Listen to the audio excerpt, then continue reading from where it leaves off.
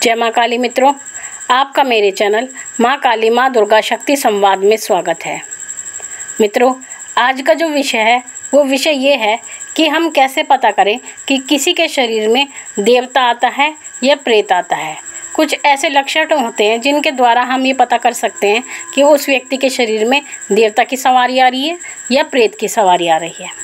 मित्रों, सबसे पहले अगर आपने मेरा चैनल सब्सक्राइब नहीं किया है तो आप सब्सक्राइब करें, लाइक करें और शेयर करें, साथ ही नोटिफिकेशन बेल को भी प्रेस करें।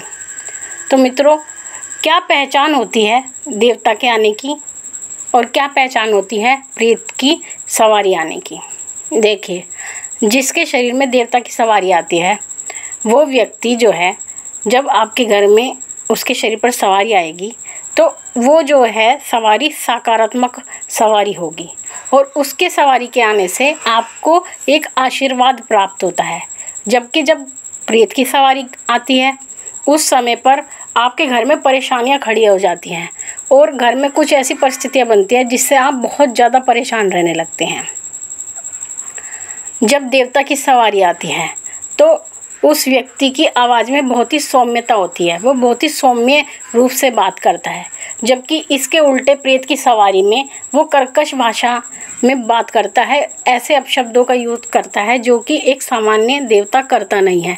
वो गाली भी दे सकता है प्रेत की सवारी में, जबकि देवता की सवारी में कोई भी अपशब्द प्रयोग नहीं होते और आवाज़ में एक अलग ही सौम्यता होती है।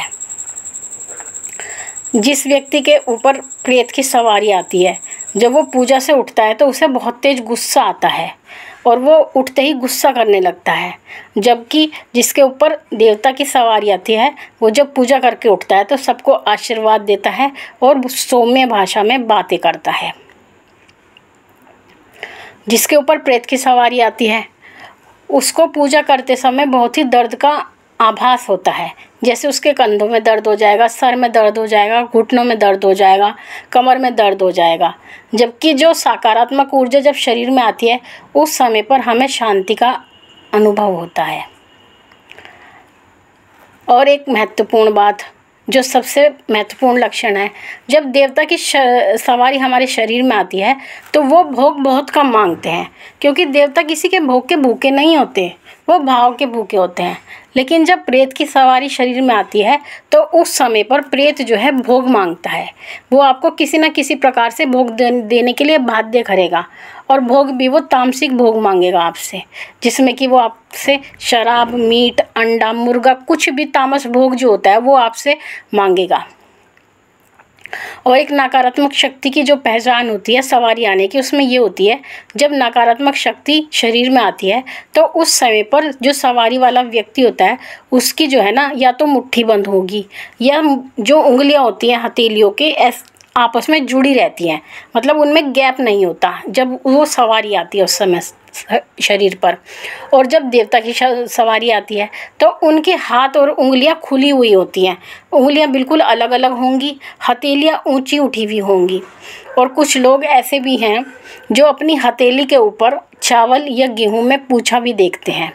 वो चावल या गेहूं को उठाते हैं या उछालते हैं, जो मुट्ठी में आ गए उसको हथेली पर रखकर उसमें पूछा देखकर कुछ भक्त पूछा देते हैं या आपका भूत भविष्य वर्तमान जो भी है आपको बताते हैं, आपके प्रश्नों का उत्तर देते हैं।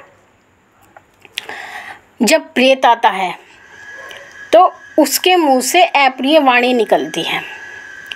वो क्या करेगा, वो कभी भी जो व्यक्ति सामने बैठा होगा या जो पूछा उससे ले रहा होगा वो कभी उसकी आंखों में नहीं देखेगा, वो इधर उधर आसपास देखने लगेगा, वो आपसे नज़रें नहीं मिलाएगा। या तो वो दीवारों को देखेगा या फिर वो इस तरह देखेगा जैसे कि वो पता नहीं कौन सी दुनिया में आ गया। उसके भाव इस तरह के होंगे।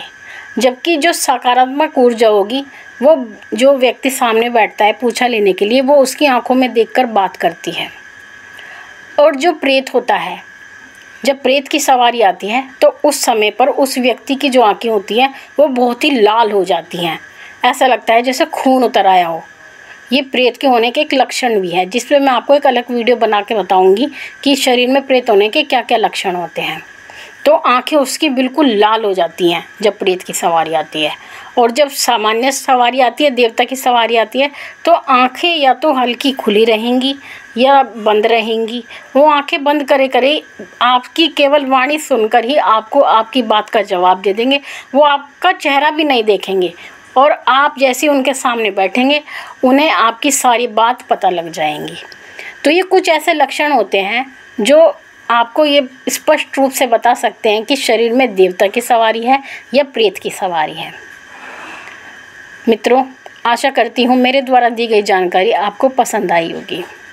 मैं फिर आपसे मिलूँगी इसी प्रकार की जानकारी को लेकर।